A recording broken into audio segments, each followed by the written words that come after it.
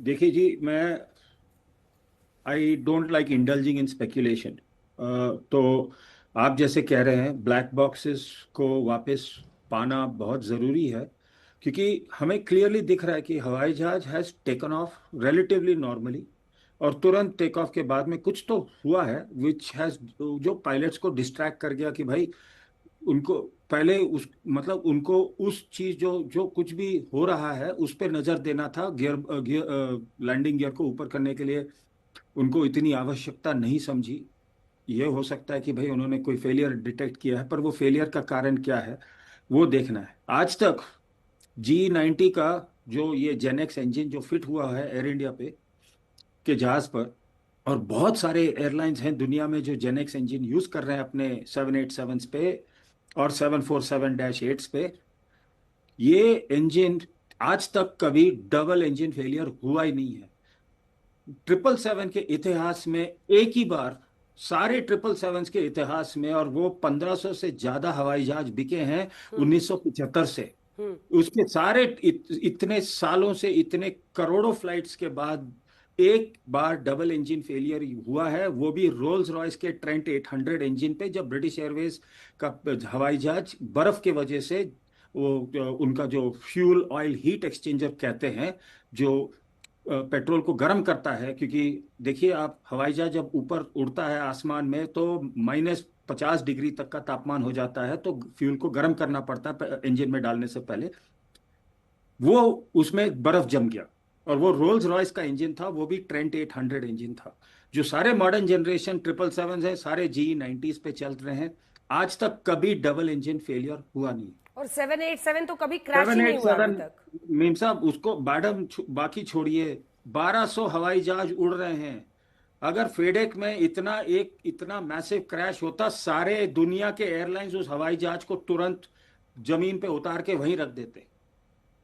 ये थोड़ा सा टाइम दीजिए जांच करने के लिए, स्पेकुलेशन करने की कोई ऐसी जरूरत नहीं है। अब जैसे देखिए, लोग बोलते हैं क्वांटस 72 तो एयरबस A330 का जहाज था, एयर बोइंग का जहाज भी नहीं था। और उसमें इलेक्ट्रॉनिक्स की वजह से हवाई जहाज का कंट्रोल छूट गया, इंजन में कोई बाधा नहीं आई है। आज तक मैं वही बता रहा हूँ, डेल्टा का एक बार 777 पर अनकमांडेड रोल बैक, जैसे इंजन बिना बोले बंद हो गया, वो भी ट्रेंट 800 रोल्स रॉयस का इंजन था, जीई का इंजन नहीं था। जीई के इंजन जरूर फटे हैं, इंजन क्रैक हुआ है, चीजें होती हैं, वो नॉर्मल है। इंजन बहुत ही ज्यादा कॉम्प्लिकेटेड, कैप्टन आलोक भी बता सकते हैं कि एक एक जहाज पे एक इंजन का खर्चा $25 मिलियन से ज्यादा होता है। बहुत महंगे होते हैं, क्योंकि बहुत कॉम्प्लिकेटेड इक्विपमेंट है ये। तो इसका ये फेल होते हैं, पर डबल इंजन फेलियर आज तक, मैंने बताया, 777 के सारे इतिहास में एक बार हुआ है। 747 का भी जो एक ब्रिटिश एयरवेज की फ्लाइट थी जो सिंगापुर से ऑस्ट्रेलिया जा रही थी, वो क्योंकि ज्वालामुखी के राख के अंदर से गुजर गई, चारों इंजन बंद हो गए। और वो भी पायलट्स ने, क्योंकि ऊंचाई पे थे, उन्होंने जो प्लेन को थोड़ा सा डाइव किया और इंजन्स को फिर से धीरे धीरे रीस्टार्ट किया। सारा प्लेन का बाहर का जो पेंट था सब छिल गया था राख के वजह से।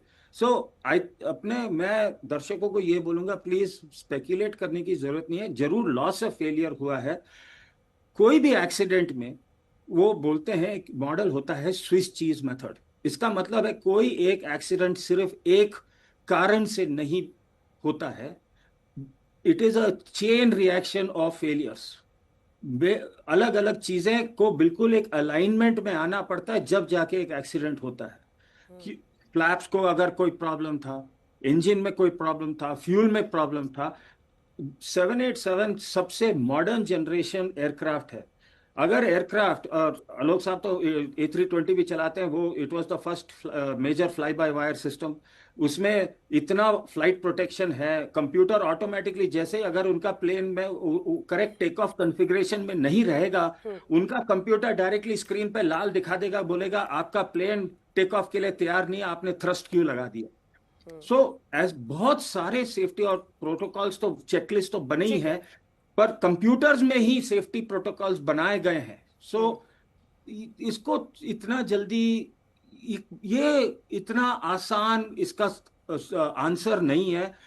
कुछ तो गड़बड़ हुआ है, और ऐसा सारे दुनिया का नजर है, जैसे आपने सही कहा। पहला क्रैश है 787 का। सारी दुनिया जानना चाहेगी क्योंकि 1200 प्लेन उड़ रहे हैं। आज भी मैंने एक फोटो डाला था अपने ट्विटर अकाउंट पे कि इतने सारे 787 हजारों उड़ रहे हैं हवाई जहाज आज के दिन इसी वक्त। तो थोड़ा हम्म। सा हम लोगों को थोड़ा सा सब्र रखना पड़ेगा, ब्लैक हम्म। बॉक्स निकलेगा जरूर, इसके ठीक है। आंसर निकलेंगे।